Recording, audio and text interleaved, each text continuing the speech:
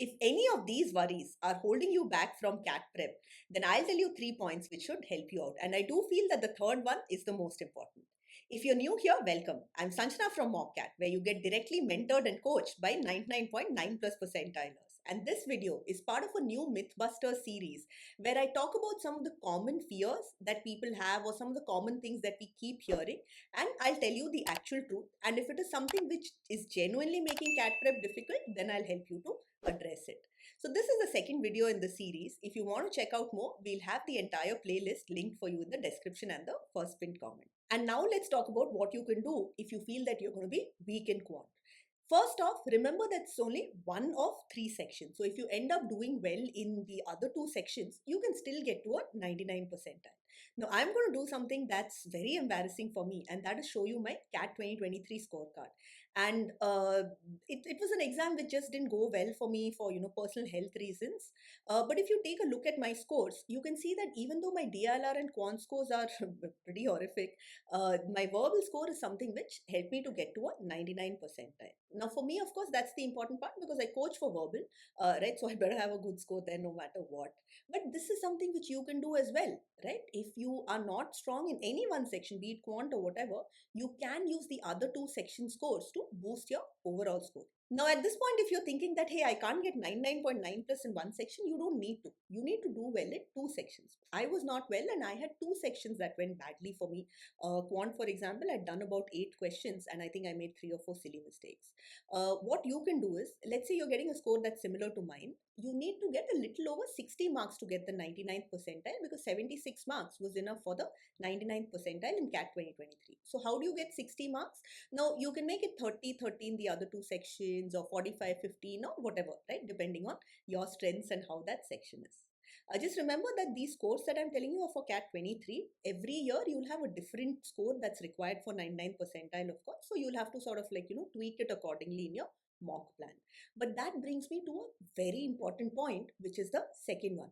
My quant score is really bad according to my standards, but just that 13.67 was enough for me to get 90th percentile. And that is how it is going to be. In case if you're worried that you're not going to be clearing sectional cutoffs are going to be up to 85th percentile, and that's also only for one college if you're general category. Otherwise, for everybody else, it's in the 70 to 80 percentile range. And again, if you're not in the general category, it can be even lower as well. So let's take the 85th percentile. Now in CAT 2023, quant was tough, so 12 marks was enough for the 85th percentile and just 8 marks was enough for the 80th percentile. In CAT 2024, the quant was easier, so we needed 15 marks for the 85th percentile and I think around 12 marks for the 80th percentile.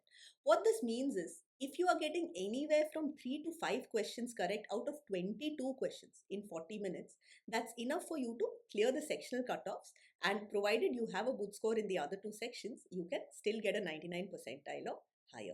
And it's not just these 2 years. Consistently 12 to 15 marks has been sufficient. And you do have B schools, like say IIM Ahmedabad, for example, has a 70 percentile cutoff currently, and that is always a single digit score. And on top of it, you have IIM Rohtak and a bunch of other top institutes, non-IIMs, where they don't even consider the sectional cutoffs. Hopefully you're feeling more confident now. But now let's come to my third point, which, as I said, I feel that's the most important. I really hope that you don't target 4 to 5 questions alone on the quant section. See, just because you're not an engineer or you've not been good at maths or you've not practiced it for long doesn't mean that you can't get a great score, right? So you saw my score, right? I'm an engineer, but Vignesh, who's coming from a commerce background, has been scoring 99.99 in quant, and that's something which is higher than most people who have had maths. So how do you go about doing it? Again, you don't need to target a 99.99 or 99.9 plus, but you definitely can target a 99 percentile, which will typically be in the, say, a 25 to 30 mark range. So the best news for you is it doesn't matter if you haven't had, maths after 10th or you've been weak at it, right? You're not going to get tough topics like calculus or vector algebra. These are going to be things that you have studied in school: arithmetic, algebra, geometry, things of these sort, right? And arithmetic itself will typically get you 6 to 8 questions. And if I combine arithmetic and algebra, then usually 12 to 14 questions are going to come out from here.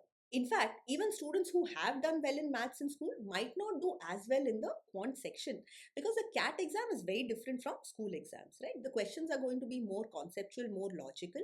There's no concept of step marking, and every question is for 3 marks. So you have to bring in that test taking strategy and find the easy questions, and that's something that you have to practice in mocks. So this is what you can do from now till CAT 2025. Start with preparation, then practice, and then the test taking strategy comes in. For preparation, I would definitely recommend that you opt for guided coaching, especially if this is an area that you are weak in. And ideally, you can also get help in the other two sections so that you get a really high score out there. So now coming to quant, preferably go for something which is, video lessons by somebody like Vignesh who has a really high score, something where, you have focus on the concept so that you understand it. Make sure that you are able to reiterate the concepts and do a lot of practice to remember the concepts and to boost your speed and also to avoid silly mistakes and things like that. Ideally, revision videos are also very helpful for this. The last thing that you can do is mocks and sectionals to fine tune the test taking strategy. Make sure that you're going for the easy questions. Figure out what are the areas that you need to go back and prepare for, and are there any other gaps, such as, are you making silly mistakes or getting stuck or something like that. So mocks and then sectionals also to fine tune the strategy will be helpful. So I'm going to link a couple of videos here and we'll put it in the description and the first pinned comment as well. The first is a quant prep strategy that Vignesh has explained. It uses a lot of mockat resources, but you can definitely adapt it. And the second is the 688 test taking strategy, which has been very helpful for our students as well as a lot of others who have watched it. So take these up, make sure that you're aiming for a 99 percentile, not just in CAT, but in all the sections as well. And that is how you should prepare. So you can watch these two videos next. And if there are any other worries that you have, then just make sure that you stay tuned, because this is going to be a series, and just put your question in the comments as well so that I will definitely shoot a video on that. All the best.